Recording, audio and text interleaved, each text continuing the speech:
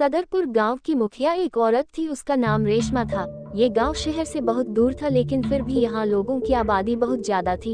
इस गांव में रात के वक्त अजीब अजीब बातें हुआ करती थी। कभी किसी को कोई औरत लाल जोड़ा पहने गांव की गलियों में चलते नजर आती, कभी कब्रिस्तान में अचानक बहुत सारे कुत्ते और सियार चिल्लाने लगते, ऐसा लगता जानो कि कब्रिस्तान में कोई दौड़ रहा है। कभी लोगों की छतों पर से घुंघरू की आवाज आने लगती। जब भी इस गांव में किसी की मौत होती है और उसे कब्र में दफनाया जाता तो अगले दिन कब्र की पूरी मिट्टी हटी होती और लाश कब्र के बाहर पड़ी होती थी। इन बातों की वजह से लोग बहुत परेशान थे कि आखिर ये कौन कर रहा है। ये 6 दिसंबर की बात है। गांव के एक बहुत बुरे आदमी की मौत हो गई। लोगों ने उसे शाम तक कब्र में दफना दिया, लेकिन सुबह लोगों की हैरत की इंतहा ना रही जब उन्होंने देखा कि कब्र तो बिल्कुल खुदी पड़ी थी और लाश कब्र के बाहर पड़ी थी। गांव का चपरासी गांव वालों को बताया करता था कि मैं अक्सर एक औरत को कब्रिस्तान की तरफ जाता देखता हूं, लेकिन लोग उसकी बात पर ज्यादा ध्यान नहीं देते थे। जब से यह मुर्दे वाला हादसा हुआ था तब से गांव के लोग बहुत डरे हुए रहते थे। गांव में यह बातें मशहूर थी कि कब्रिस्तान में एक चुड़ैल रहती है जो मुर्दों को निकाल कर खा जाती है और जो भी उस कब्रिस्तान की तरफ जाता है उसे जान से मार देती है। रात के वही कुछ 1 बज रहे थे, सारा गाँव सो रहा था। गांव का चपरासी डंडा लेकर गांव की निगरानी कर रहा था। अचानक उसकी नजर कब्रिस्तान पर पड़ी।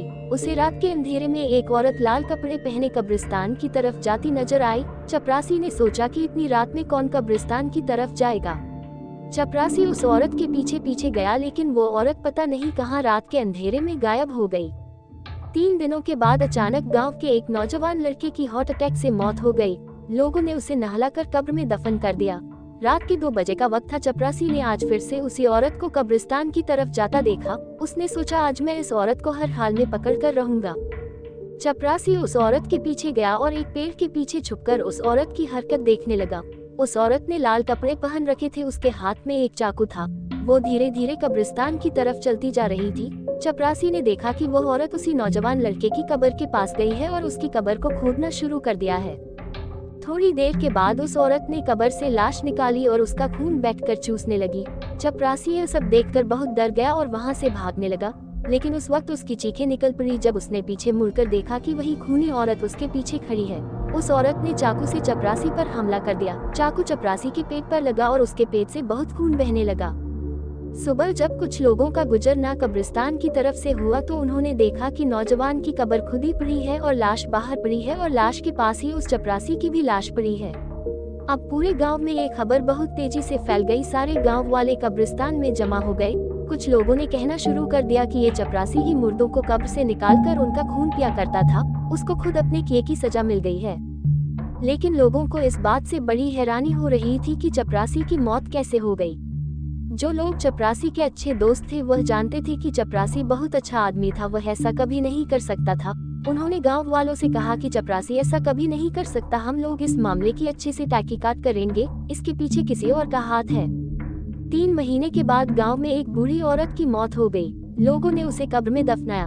रात का वक्त था। गांव के नौजवान लड़के कब्रिस्तान की तरफ से टहलने जा रहे थे। अचानक उनकी नजर कब्रिस्तान में पड़ी तो देखा कि उस बूढ़ी औरत की लाश कब्र के बाहर पड़ी है और एक औरत लाल कपड़े पहने उस लाश से खून चूस रही है। उन लोगों ने सोचा कि आज हम इस मामले की हकीकत जानकर रहेंगे। वो लड़के तेजी से कब्रिस्तान की तरफ चल दिए। जब उस औरत ने लड़कों को अपनी तरफ आते देखा तो उसने उन पर चाकू से हमला करना चाहा, मगर उन लड़कों ने अपने हाथों में पत्थर उठा रखे थे। उन्होंने उस औरत पर पत्थर मारना शुरू कर दिए। पत्थर पड़ते ही वो औरत तेजी से गांव की तरफ भागी।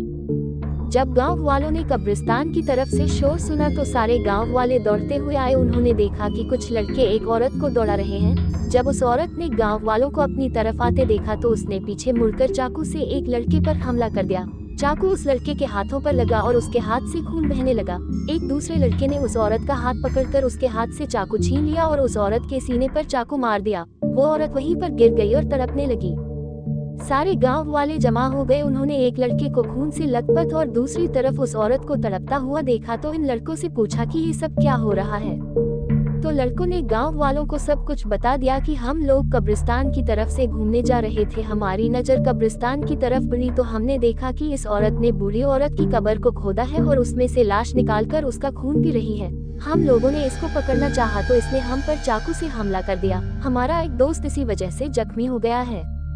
गांव वालों ने जब पूरा किस्सा सुना और उसके बाद उस औरत की लाश पर रोशनी डालकर उसकी शक्ल देखी तो गांव वालों की आंखें फटी की फटी रह गई, क्योंकि वह औरत कोई और नहीं बल्कि गांव की मुखिया रेशमा थी।